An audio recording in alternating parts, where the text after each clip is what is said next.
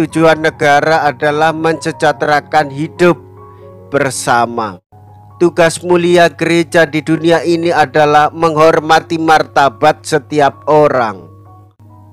Kita sebagai orang-orang Katolik, hendaklah kita mengedepankan hidup orang lain daripada kepentingan kita sendiri.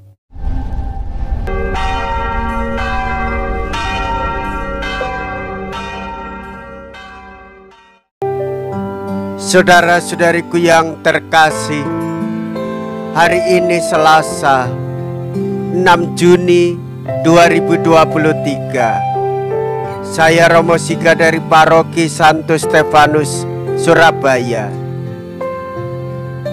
Dalam nama Bapa dan Putra dan Roh Kudus. Amin. Berikanlah kepada Kaisar apa yang menjadi hak Kaisar, dan kepada Allah apa yang menjadi hak Allah. Mea culpa, mea culpa, mea maxima culpa. Marilah kita berdoa.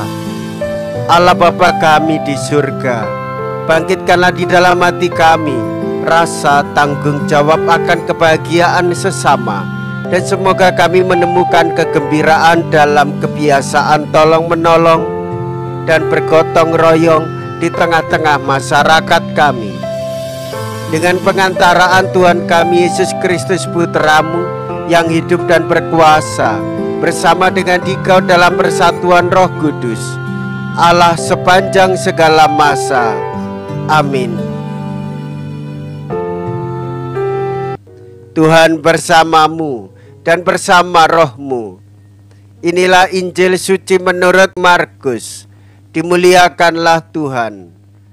Markus bab 12 ayat 13 sampai dengan ayat 17.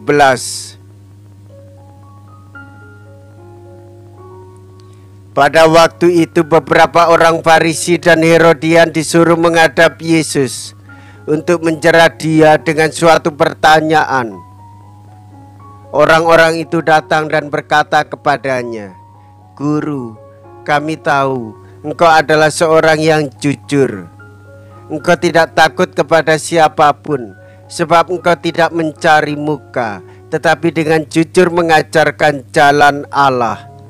Nah, bolehkah kita membayar pajak kepada Kaisar atau tidak?" Tetapi Yesus mengetahui kemunafikan mereka, lalu berkata kepada mereka, "Mengapa kalian mencobai aku? Tunjukkanlah suatu dinar untuk kulihat." Mereka menunjukkan sekeping dinar. Lalu Yesus bertanya, "Gambar dan tulisan siapakah ini?" Jawab mereka, "Gambar dan tulisan Kaisar." Maka Yesus berkata kepada mereka, "Berikanlah kepada Kaisar apa yang menjadi hak Kaisar, dan kepada Allah apa yang menjadi hak Allah." Mereka sangat heran mendengar Dia. Demikianlah sabda Tuhan. Terpujilah Kristus. Saudara-saudariku yang terkasih, tujuan negara adalah mensejahterakan hidup bersama, sekaligus mencerdaskan kehidupan bangsa dan ikut menjaga ketertiban dunia dan perdamaian hidup orang-orang di dunia ini. Kita juga mengetahui bersama bahwa tugas mulia gereja di dunia ini adalah menghormati martabat setiap orang, mencapai kesejahteraan hidup bersama, solidaritas, kesetiakawanan, dan subsidiaritas. Siapa yang mampu, hendaklah ia membantu orang-orang yang tidak mampu. Ketika orang-orang yang itu menjadi mampu, maka ia pun harus membantu orang yang lemah, miskin, dan papa. Saudara-saudari, cita-cita negara dan gereja adalah sama, untuk kesejahteraan hidup bersama.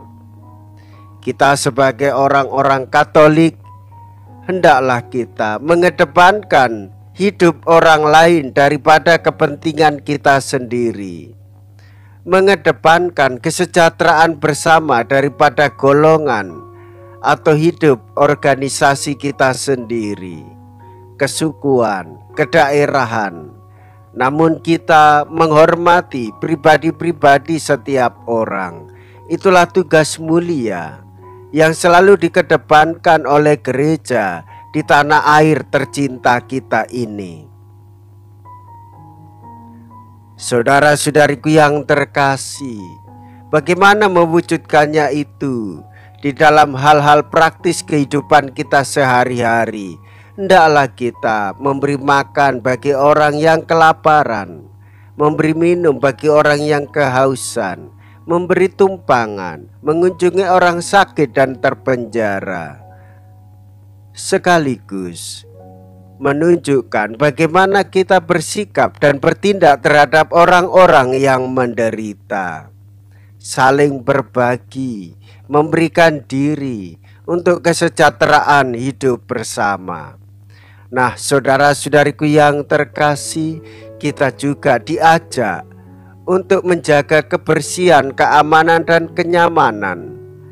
Sekaligus kita menjaga relasi hidup sosial, berkawan dengan siapa saja, dan ikut menata kota, menata negeri ini, terlebih di dalam kehidupan rumah kita, menjaga dan selalu merawatnya di dalam keharmonisan rumah tangga.